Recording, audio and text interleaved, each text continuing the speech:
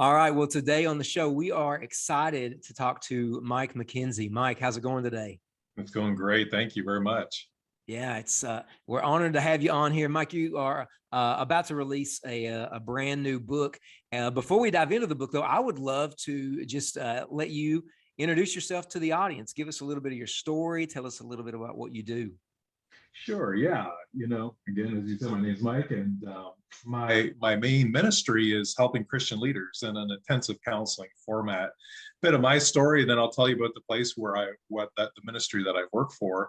Grew up in Prince Edward Island, Canada. That was where I was born and raised, and like a lot of folks with a church background, I was in church 3 times a week from conception on. So my church was a big part of our life. And then I got to know a lot of pastors. The pastor who came when I was in first grade to our church, got to know him really well and was really good friends with his son. And I got to see firsthand just kind of how difficult ministry is. And so, excuse me. So anyway, I got to see that. And then my older brother went into church planting. And through that, I got to see how difficult and stressful ministry can be. So I began to grow a heart for pastors and missionaries, other full-time Christian leaders. I felt called to come to the U.S. to get training to be a Christian counselor. That felt called into that area of ministry. And so came in 1993 to pursue my master's in counseling. And in 1994, began working out of our campus counseling center. And a lot of the folks I worked with were pastors and missionaries. And once again, got to see how difficult it is of an occupation, if you want to call it that. It's more than an occupation, as we know, it's an identity.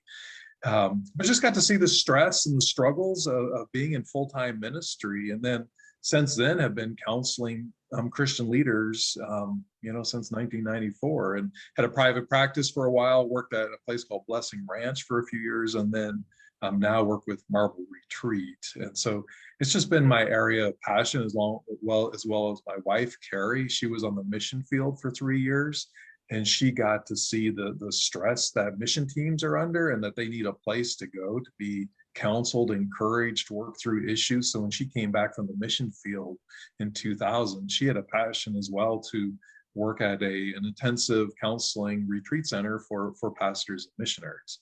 So we arrived at Marble Retreat. And so let me tell you a little bit about that. Marble Retreat was started in 1974 by Lewis and Melissa McBurney. Lewis was actually a psychiatrist in the Mayo Clinic.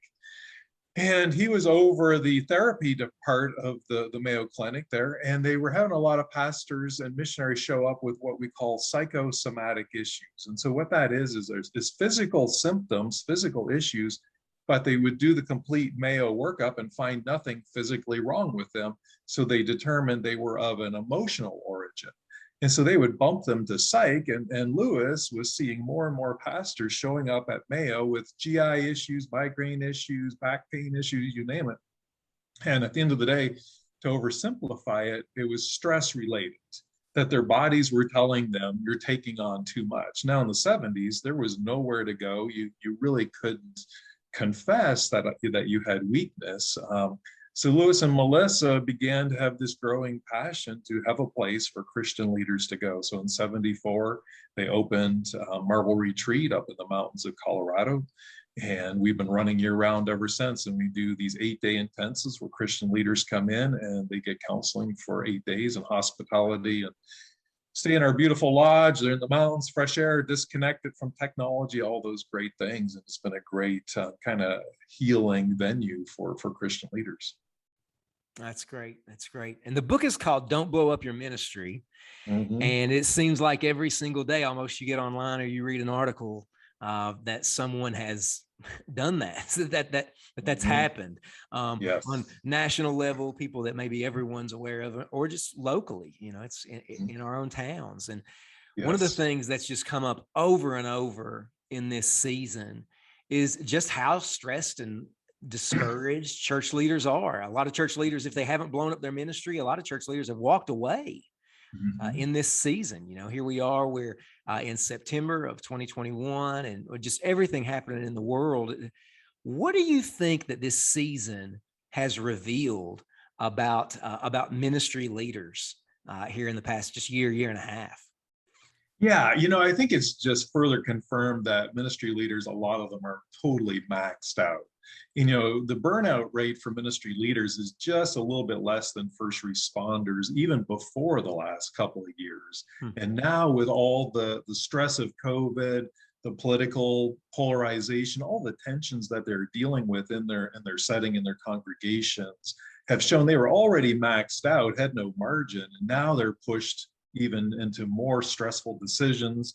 There's less people they can make happy. And so, we have definitely seen an increase in the need for pastors to have a place to go to work through some of this. And, I think a lot of Christian leaders, are people by default. They love people and they can easily bleed into being people pleasers. And in the past, they could do that to a fairly large degree, keep a lot of the people happy in their congregations. Now, with COVID, with political polarization, they're finding they can only keep 50% of the people happy and 50% are mad at them. And a lot of the folks we're seeing, at Marble Retreat are feeling that tension, and it's really wearing them out because they used to be able to be well liked, well respected, and now they're getting into a lot of more conflict than they were even before. And they didn't like conflict before, and now there's just more of it. And also, they're being forced to make decisions in areas they're not comfortable with, in like healthcare related decisions. For example, when they were trained to make doctrinal decisions, they understand their church, they understand their doctrine, they understand scripture. Oh, we can make doctrinal decisions. Now all of a sudden they're making kind of healthcare decisions, and they're pushing them into areas they're just not comfortable with. Plus, people are really intense about those areas. So just have seen it really blown up in the last couple of years, the amount of stress and tension, therefore burnout, that Christian leaders are struggling with. Yeah. Do you think that because even before COVID and you there was still just this steady drip of so and so pastor had a national platform and they've fallen, this blowing up their ministry, and or even just the pressures of ministry, and you unpack what those pressures are, where they stem from, a lot of that in the book. Do you think that that a lot of the ministry burnout and a lot of those ministries that are blowing up, would you say that they might be symptoms of the ministry system that we find ourselves operating in? Yeah, I think that's definitely a big player, in it. I think, the way that we have largely defined church as being on the shoulders of one person, the lead Hmm. pastor, I think puts the lead pastor in a near impossible situation. Now, they're drawn to that, and I just heard, a lead pastor this past Sunday talk about how they were drawn to be a lead pastor because they wanted the influence, the control, the decision making. Then they got it and they realized, wow, I had no idea what I was getting into. And so I think that really has put pastors, a lot of pastors, in a near impossible situation. All the pressure for the vision, the human resource questions, the fundraising, you name it, they're put at the head of that. And I think that's just been too much. But I also think, there's just the general human brokenness has also played into it. And what I mean by that is, if a pastor is successful, it's so easy for that to become kind of an ego-filled thing, and then start letting down their boundaries. They start, taking more risk, all these kinds of things. So I think it's both, and I think it's partly the system that we have kind of designed here as our church system, and then I also think that there's a general human brokenness at play. When a pastor is successful, he or she begins to believe their own hype. And so I think that they get into some dangerous territory as well. And vice versa, if they're not being successful, they can also take that personally. It's not successful in the ways we've come to define it, meaning numbers and money and all those kinds of things. And so they can also be very hard on themselves as well, so it can go either way. Yeah. And so is there a solution? I mean, obviously we live in a broken world, and so there's still going to be these tensions and this stress, that sort of thing. But is there a way to move towards a solution, and almost a better way of thinking about church, and even, like you said, the word success? Because that solution, even when you begin to think about it, it's not just simply something that pastors and church leaders walk through on their own. These are expectations that churches put on these church leaders. And Mhm. so what do you think about that? Is there a way forward, a solution that you might have in mind? Yeah, I think there's lots of solutions, yet, as you just kind of alluded to, there's always going to be folks that are going to not want to do that because Hmm. some people just want the celebrity pastor. And Hmm. definitely we see that. And there's lots of pastors who want to be the celebrity pastor. So there's always going to be churches, whether that's denominations, probably not as much, but in specific churches that are not going to want the solution, so to speak, because they like this the way it's set up now, and it Hmm. works for both of them. Yet at the end of the day, there's a lot of dangers in it. Yet there are solutions. There's been studies that have found just some simple interventions can really help mitigate a lot of burnout. Things like a really specific job description, a sabbatical every 7 years, no counseling load for the senior pastor, unless that is kind of their area of ministry. But if they're doing preaching, vision casting, other types of administrative, then they shouldn't have any counseling load. And so there's some things that have been proven to be effective, even on a very specific scale like that. But then more general kind of intervention is going back to trying to do church as a team, that it's a brothers and sisters in Christ and the body of believers showing up, and with leadership in that as far as elders and deacons, but them actually participating in the leadership of the church. Definitely, in my experience of sitting in the room with a lot of pastors, they will tell me, and it's partly their own fault, it's a confessional thing, that their elders have no idea what's really going on. They don't know the finances of the place. They don't know. They show up to a meeting, yet they understand why they're there. It's not to be active participants in the leadership, but that's the way they've set it up. So I think going back to more of a, if you want to call it, team approach, definitely is favorable to everybody. But it's more complicated. It's more messy. It's more difficult because having one person call the shots is definitely more time effective and efficient, and all that. And plus, there's a lot of people who want to be that person who gets to call the shots, and there's lots of people who want to sit back and let them do it until it blows up, and then they're mad at them for having led them down that path. Yeah.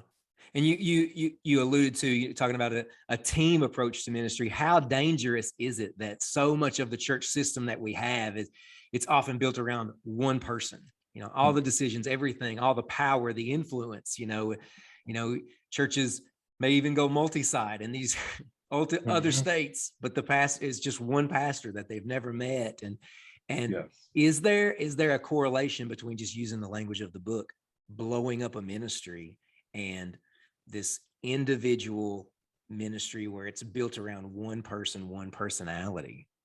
Yeah, for sure. I definitely have seen that a lot in our work. And again, I see a biased population. I see the folks who have blown up their ministry, but we can learn from them, and definitely have seen, pastors who begin well intentioned. They want to grow the church for the right reasons. They want to reach the lost. They want to grow disciples. They really they're gifted, and they're on fire for God and the church. Then they get into it, and the way they describe it in their terms, it's a treadmill that goes faster and faster. And so the expectations as the church grows get bigger and bigger. So the thing that got them into that successful position, their gifting, their drivenness, their passion, all those things, now becomes so much pressure on it that they feel they have to perform. And what used to bring them joy now is just unrelenting pressure, and they begin to lose the joy. And to keep the success up, they begin cutting corners. And so everything from, just the mild things of drinking way too much coffee to even going beyond that, to have the energy to be able to continue to perform, hit it out of the park every week with their sermon, have the next book, have the next vision, because now they have this, kind of monster, that's dependent upon them.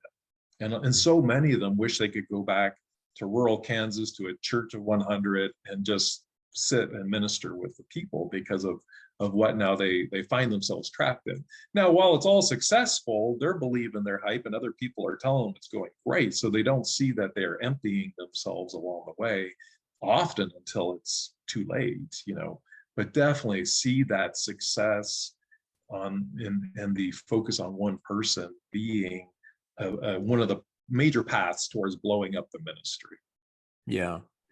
And then on the other end of that spectrum is the church leader that they just don't feel successful at all.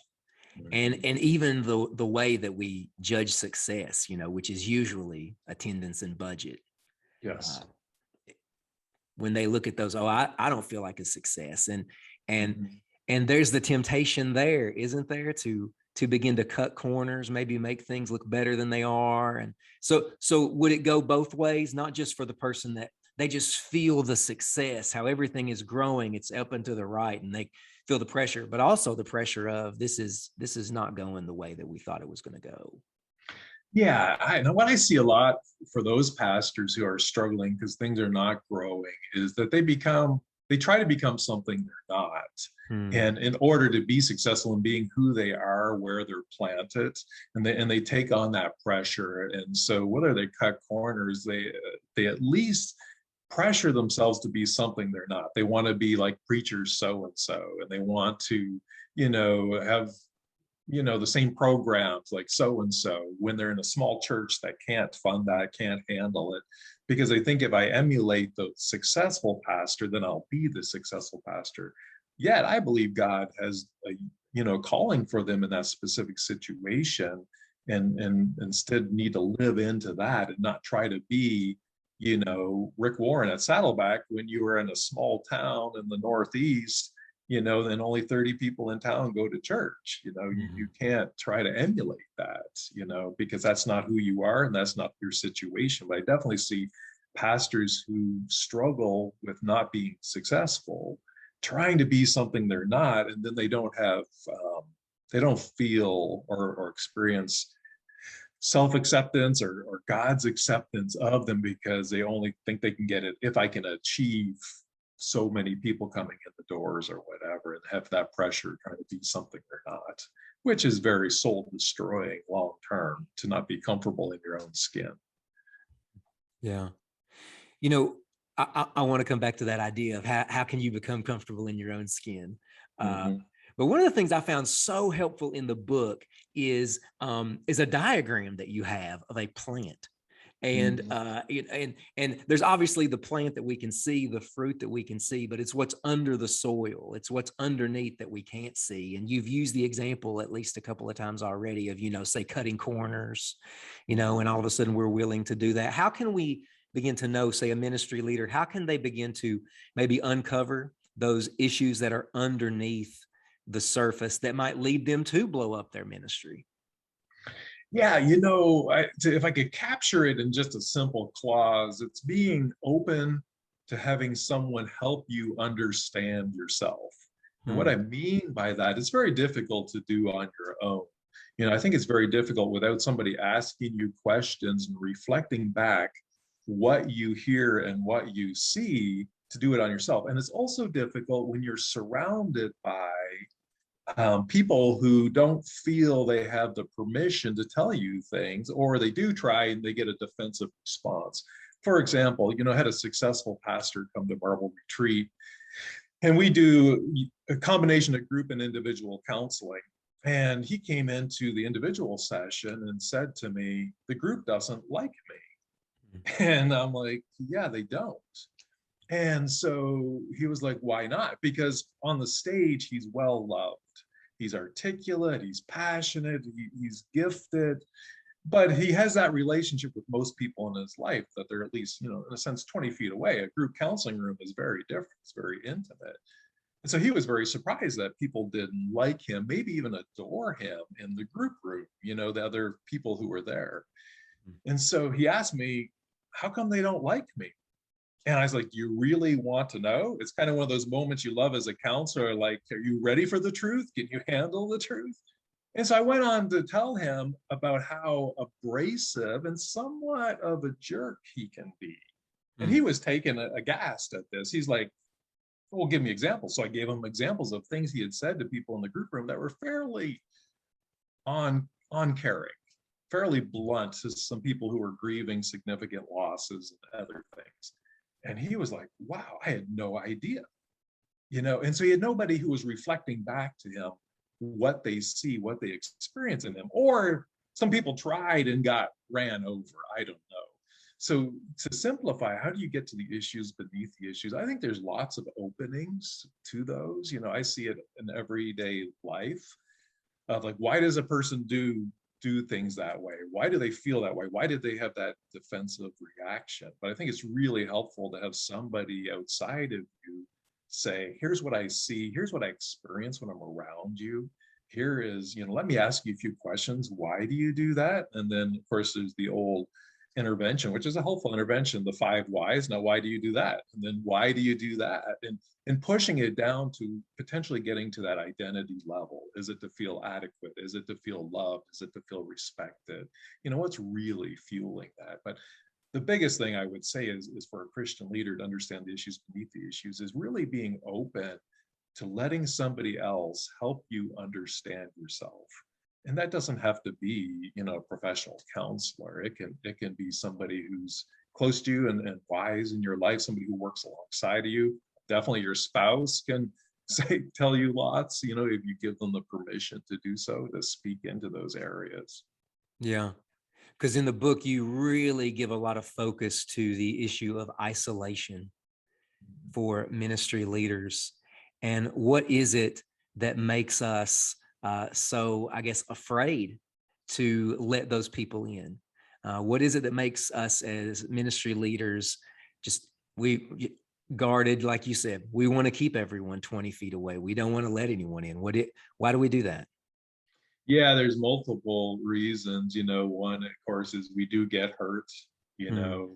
As the old adage is, pastors have, thin skin and thick skin, and at the same time, and that's very true, that while they have to be, in a sense, tough, look like they have it together, it hurts when people leave the church, when people misrepresent them, say things that, that they didn't say, all those kinds of things, when they think they had friends and then the friends leave over some silly thing in the church that they disagreed on, that kind of stuff. So when they get hurt. Two is pastors, feel an immense pressure to have it all together. And they realize if somebody gets too close, they'll realize they don't have it all together. And they're fearful of being exposed. And in lots of settings, they're fearful, if I get exposed, it'll cost me my job or cost me respect as a leader. Will that person, who's in my church, if I let them get to know me, can they still listen to me from up front? If they know that I'm struggling in this area. And often pastors are caught in their small bubble of those they minister to. So they're always wondering, can I really be open when they say, how are you doing, pastor? And they seem to mean it. They're gauging, can I really be open and real with this person? If I do have something that's bothering me that I'm struggling with, especially, a sin issue, or will it come back to bite me? And if they've been bitten before, then they definitely are struggle to get real. So they feel the pressure to have it all together. They know they're walking in dangerous territory, that they could get burned by being vulnerable and real. And then also, they just have hurt, and they put up walls as a way to protect themselves. So those are some of the reasons. Definitely other reasons can play in, but those are some of the main reasons I've come across in working with pastors, and as we kind of sift through, why are you so isolated? Yeah. And so let's just say that there's a ministry leader, they're not trying to live in isolation. They're open. They want people to come into their lives, and they want to begin that process of, being who God made them to be, leading and living in a healthy way. And so they're letting people in. How important is it? You referenced earlier, just the ministry leader living in their own, comfortable living in their own skin. How important is that? And I guess I can't think of any other way to ask it than it's in my head. How do you do that? Yeah, I think in the book I mentioned about the importance of knowing and being known, which is the definition of intimacy, is knowing and being known. And if you're not known, then you don't experience intimacy and connection. So there's always this distance. There's this, in a sense, isolation around people, but I'm still disconnected from people. And so it's really important, for us, any of us as humans, including Christian leaders, to be known, and that should vary in degree how known we are by our spouse compared to how known we are by staff, compared to how known we are by our best friend, those kinds of things. Yeah, we need to be known as part of, it's in our DNA, as a major need and also helps us to live well and healthy. And for a lot of Christian leaders, I think of a couple of resources that kind of educated me in this area. One was I heard Gordon MacDonald do a talk years ago, and he talked about how he realized he was isolated in ministry, and that was part of his struggle. And so he began to what he called, and he was speaking, I think it was at Denver Seminary speaking. And he talked about he began to date, potential friends, and meaning picked 5, 6 guys. If he wanted a close friend, can I trust them though? Let me get to know them. Let me take them out for lunch. Let's go play golf together. And began the process of beginning to learn, are they trustworthy? And do I connect with them? I'm not going to force it just for the sake of a relationship, but he compared it to dating in the sense of healthy dating, in the sense of a slow get to know each other, and then give you a little bit more of my heart and myself. So as we go, if you prove yourself trustworthy with a little, then I can give you more. And so I think for a lot of Christian leaders, that have gotten burned, especially, it's like, what wisdom have I learned? You don't want to jump in and make the same mistake again. That can have problems that with, anxiety, fear, or whatever can come up, like, oh no, I think it's going to happen again here. But I think you also need to move forward, but can I do it with wisdom, go step by step? And Cloud and Townsend also had a book out called Safe People, and it talks in there about taking those steps, instead of jumping all in with somebody and they may not prove to be a safe person. Can I ease my way into it? And definitely, I've worked with a lot of Christian leaders who isolate, then they meet somebody who seems safe and then they just download everything onto them. And then that person goes to the elders and says, hey, our pastor's struggling with this. And they went from 0 to 100, and then it burned them. And then that just reinforced why they're isolated, why they never get close to their parishioners and all that, which is unfortunate because it's the body, it's the family. In some ways we should be able to be close to those, that we are sharing church with, as a family. So I would say, one, it's needed, but it's normal to get hurt. And you got to work through that hurt. And 2 big steps in that are grief and forgiveness. There is definitely grief involved when we've gotten hurt by the church, then forgiveness. But yeah, we have to move forward. But can we do it in wisdom, one step at a time, and take our time until a person shows himself trustworthy? Yeah. So even the idea of becoming comfortable in the person that God made you to be is something that we never do in isolation as well. We do that in community. We do that with other people. Yeah, and going back to pick up that piece, it is so important, to be yourself. I was at a barbecue, grew up Canadian, so of course play ice hockey because that's just part of it when you grow up Canadian. And I was at a barbecue after a hockey game, and we were just hanging out, chatting. And some of the guys I play hockey with, and a lot of them, are construction and other kind of, occupations than ministry occupations. They were saying, what's the deal with pastors? Why do they need a counseling center to go to? We don't have a counseling center for construction workers. We don't have a counseling center for plumbers, even though we may need it, we don't have one. And I'm like, well, one of the deals with pastors, if one was here right now, they can't be themselves, or they struggle to be themselves. They have to be in role. If a pastor is hanging at the barbecue, they either feel the internal pressure to be a pastor, or they feel the external pressure to be a pastor. And people say things to them jokingly, but yet it's not joking, like, oh, we can't curse because the pastor's here. Hey, we can't just be ourselves because the pastor's here. And then the pastor can't fully be themselves. So part of, again, knowing and being known is the pastor being able to take off the role. Now, that doesn't mean they take off being a Christian in that setting, but they take off the role of having to have the answers, of having to, in a sense, do church in that setting and just be themselves with their faith intact. Because some pastors struggle, like, well, I need to be a witness here, and this is an opportunity for me to reach some lost people and maybe get them from church. Sure, it is, but you don't have to do it as a pastor. You can do it as a friend. As a Christian, when I would be in these situations, I didn't stop being a Christian. I wasn't a Christian counselor in those settings, but I was still a Christian in those settings. So I think, you know, the pastor being able to get out a role, just be themselves, relax, just be one of the guys, so to speak, really key for them to not be carrying that role the whole time, which even if it's just a little pressure, when it's on all the time, it's, you know, it's like a flashlight that's on all the time. It eventually begins to burn out, Yeah.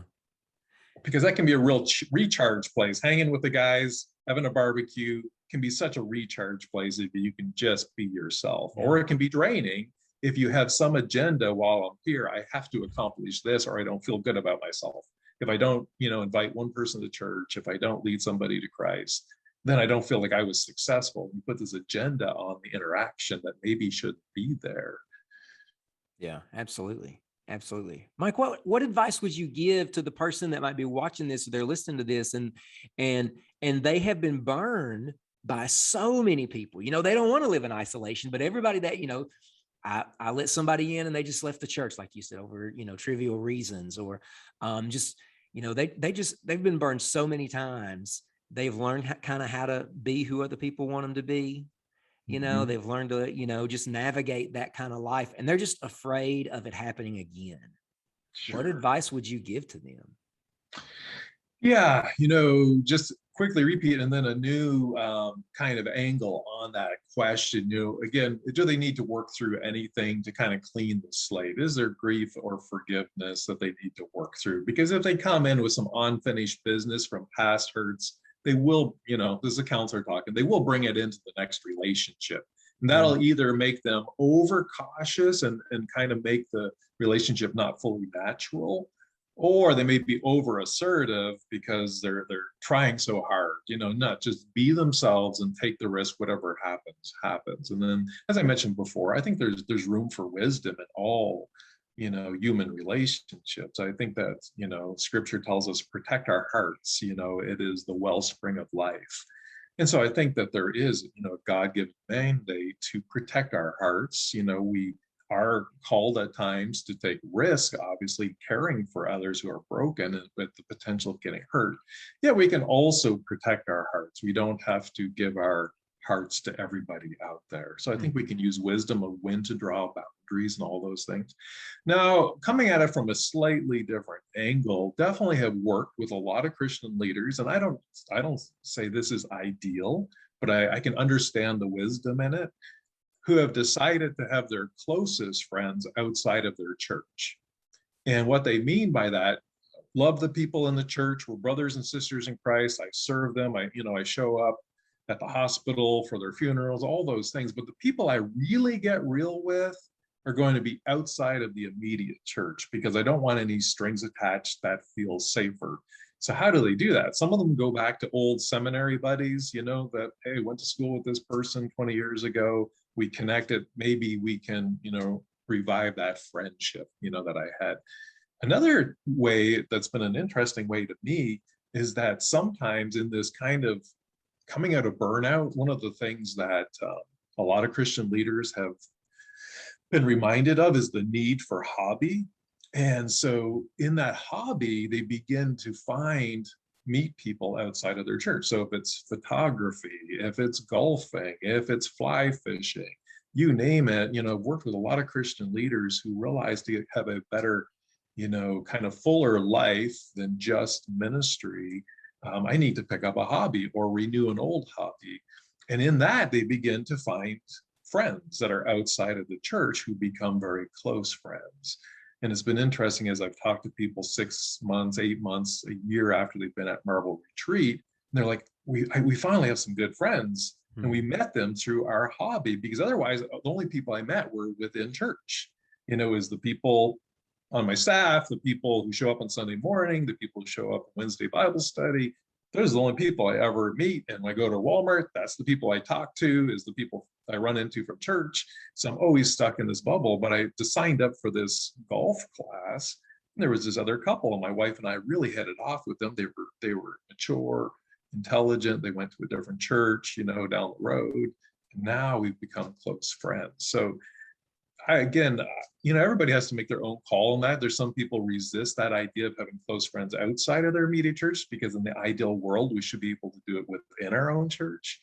But I have seen a lot of Christian leaders who have just opted for those closest friends, the ones they're really, really vulnerable with about their struggles, their sin, the ones they confess to. They opt for somebody outside the immediate church because they're fearful or concerned about how it's going to influence, how they're seen or experienced at church. Hmm. Do you think that ministry leaders can have close friendships with people Well, that are in their own churches? I think it's possible, and I definitely have seen that, heard of it, reported to me. I think it takes some very mature people on the other side of that relationship. Hmm. That's why you have to take it a step at a time, because people, you have multiple roles with a person when you are a church pastor, and that muddies the water. You're a neighbor to them. You're their spiritual leader. You may be their marriage counselor. You also are, bleeding into friendship. And for people on the other side, it gets confusing when something comes out that kind of bothers them or they're concerned about. They're like, what do we do with this? The pastor has this issue. Do we need to tell somebody in the church? Do we not? So it can be difficult for the person trying to befriend the pastor, unless they're very mature and can accept the pastor as a person who has struggles. That doesn't mean they're any less of a pastor. Yeah. I remember in seminary, a large idea that was, constantly taught was you can't have close friends with the people that you go to church with. And I know a lot of church leaders that to this day, that's an issue that they struggle with, because it just feels as if it builds in that level of isolation. I need to keep you at distance. And so it's hard to navigate that, isn't it? It's very hard. I know even the pastor, that I grew up with, he'd be invited to people's homes, and by and large, he would say no because he didn't want to offend somebody else. If he said yes to like this couple and went for dinner Wow. or Yeah. to play games at their homes, and somebody else is upset because he didn't come to our house. And he did that for quite a few years until he finally was like, I need to start going. And so, of course, he said yes to some invitations. And of course, it did come out that other people were upset. So he had to like deal with that. And that was all fine. It didn't, split the church or whatever. But a lot of pastors struggle. I don't want to upset anybody. So I will just I'll negate my own needs, for community, for friendship, not to upset anybody. And I'll just stay home, and isolate, because if I say yes, somebody else is going to get upset, and it's an unfortunate reality in the church that it does happen.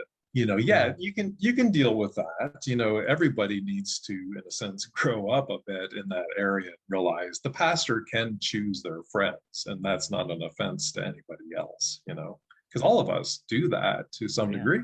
We choose who we want to hang out with, and by default or by, hey, it's natural connection or whatever, this is the people we want to spend our Sunday afternoon with. And, the pastor should have the same privilege to do so. Yeah. Mike, you've given a lot of examples of just character traits of, say, a healthy leader. You just talked about hobbies and things like that. Are there other character traits, characteristics of, say, a healthy ministry leader that you would highlight? Yeah, a few things come to my mind. Again, I work with pastors who have blown up their lives and their ministry. But when I see them getting healthy, or I see the ones who have maintained health and finished strong, so to speak, there's some things that come to mind. Now, the big foundation in my mind, and there's lots of different ways you could term this, is that they have to have a very deep rooted belief in the goodness and providence of God. Because they won't do those hobbies and other things that are healthy as a well-rounded human and how we're designed, if they don't ultimately trust that God has the church, God's going to take the church where he wants to take it, that God is good. If they feel that is on their shoulders in some way, then they struggle to justify going golfing for an afternoon or whatever. So it's interesting, while we will preach that very well, and we understand the biblical foundation of God's providence and God's goodness as a truth, we don't often live that way. We live as if it's up to us, that God is not going to ultimately come through. We have to make this happen. And so what I see, Christian leaders struggling with is just an age-old struggle we have as humans. Can I really, let God be God and be okay that I'm a creature and I'm limited? He can use me, and it's great. It's incredible how God uses us. Yet I'm finite and God is infinite, and this is his church. But then if you have that in place, then that can give you the freedom to do the things that are really, I think, important in being healthy. One, as you mentioned, is hobbies. Two, can be connected to hobby or not, is exercise, staying in relatively decent shape so that you feel good, your mind is sharp, your body is feeling well as possible. They can go together. If you play tennis or myself ice hockey, I can kind of have my, hobby / exercise at the same time. Another is you're feeding your own personal devotional life, not just prepping for a sermon or the next Bible study, but having your own time with God. Yeah. Another one we just talked about is having close relationships. If married, really investing in the marriage, spending time, with your spouse, and really investing in that. But also somebody in addition to your spouse. That's another default pastors fall into, is putting all their relational needs on their spouse. And that's just too much, for a marriage. And so having a close friend, at least one close friend, somebody you get together with, ideally weekly, if not every other week, for coffee, hanging out, doing something fun, going fishing, but you could get to talk and share in a very real way with them. Know you can trust them, know they care for you, they have your back, all that kind of stuff. So investing in that friendship, I think is huge as well. And then, as we touched earlier, the danger, of isolation is it's all on you. So having other folks, and that takes delegating, but having other folks surrounding you that carry the load in ministry, of the church, and not doing it all yourself. That's what, a lot of pastors who are doing well, they do that. They stay in their wheelhouse and they do what they do well.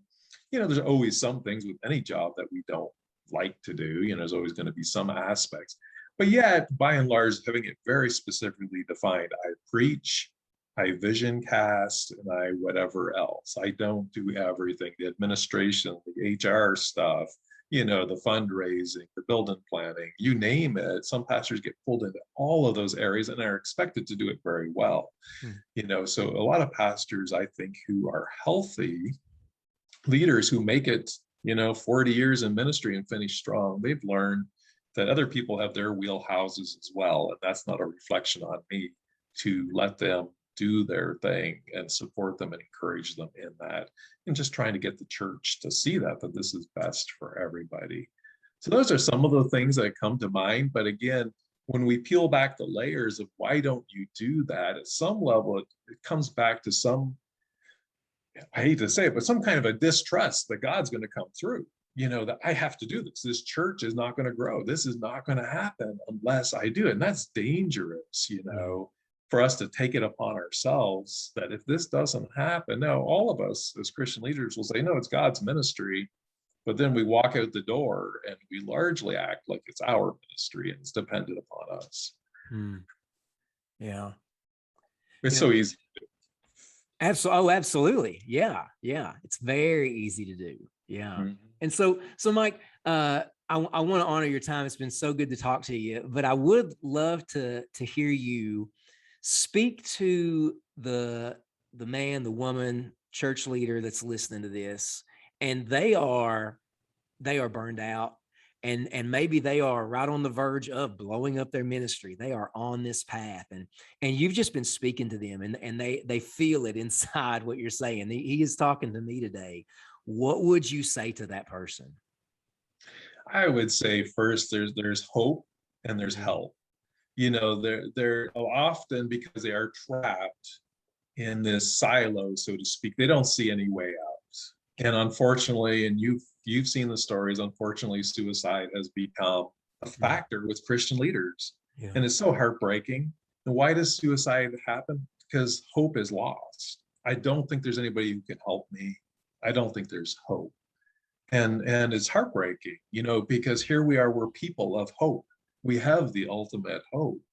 And so for the Christian leader who is stuck in burnout, and burnout it's tough. I mean, you're drained, you're foggy, you are just depleted. It's hard just to put one foot in front of the other. You've lost joy. You don't like how you feel. You don't like how you're reacting to people, because people become problems because they're one more draining thing, and you don't like that about yourself. And it's very debilitating, and it can be very feel hopeless.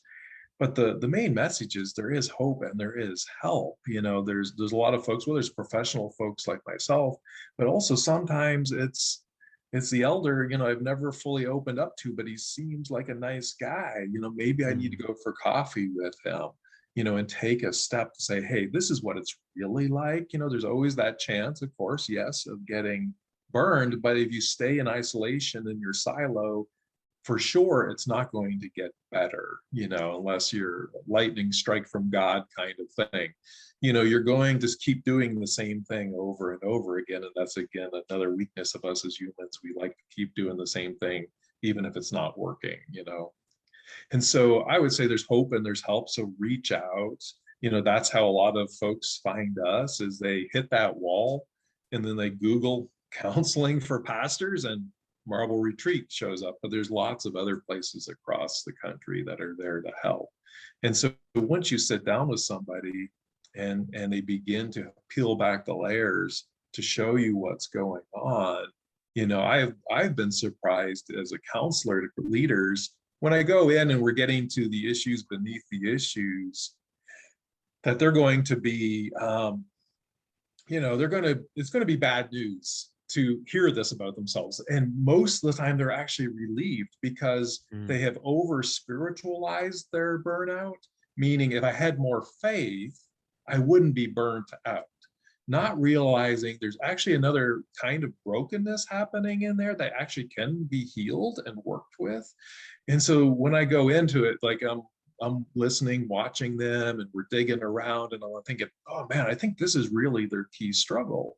And I think we need to go there today. And, trying to lead them there, of course, is the best way. But when we get there, in my mind, I'm like, oh man, they're going to just take this. Oh, this is awful news. Most of the time they're relieved, because they've been beating themselves up so much about being stuck or depressed or burnt out. Now they're relieved, like, I actually have an issue that I can work on, even if it's people pleasing or whatever it may be that we identify. Hey, I got a target. And of course, then they can begin making progress.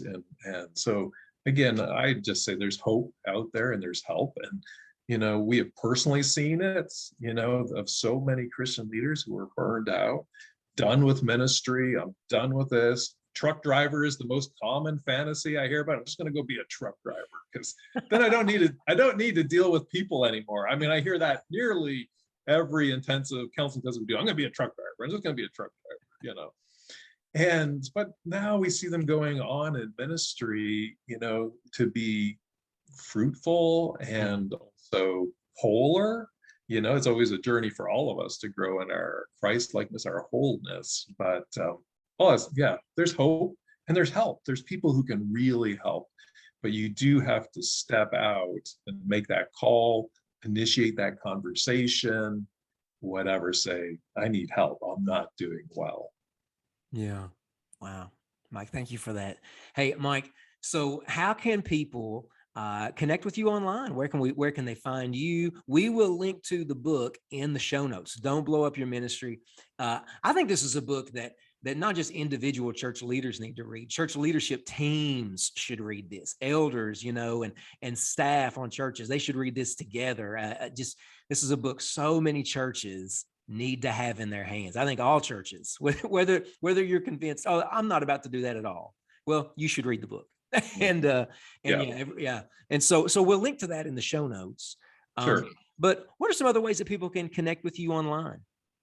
Yeah, the best way is just go to the website of the ministry I work for. Them, the director of is marbleretreat.org. So marbleretreat.org is the best way that you can, connect to me at this point in time, and, there's of course our website, there's an email there, you can email, there's a phone number for Marble Retreat, and whether you get myself or Cheryl, our office manager, she'll get you in touch with me if you have a question or something you want to ask me about being well or not well in ministry, because I kind of deal with both sides of the coin, meaning often talk to folks because they're not well, but then helping them move towards wellness. So if you have a question in those areas, it's definitely our specialty. So marbleretreat.org would be the best way to, get in touch with me.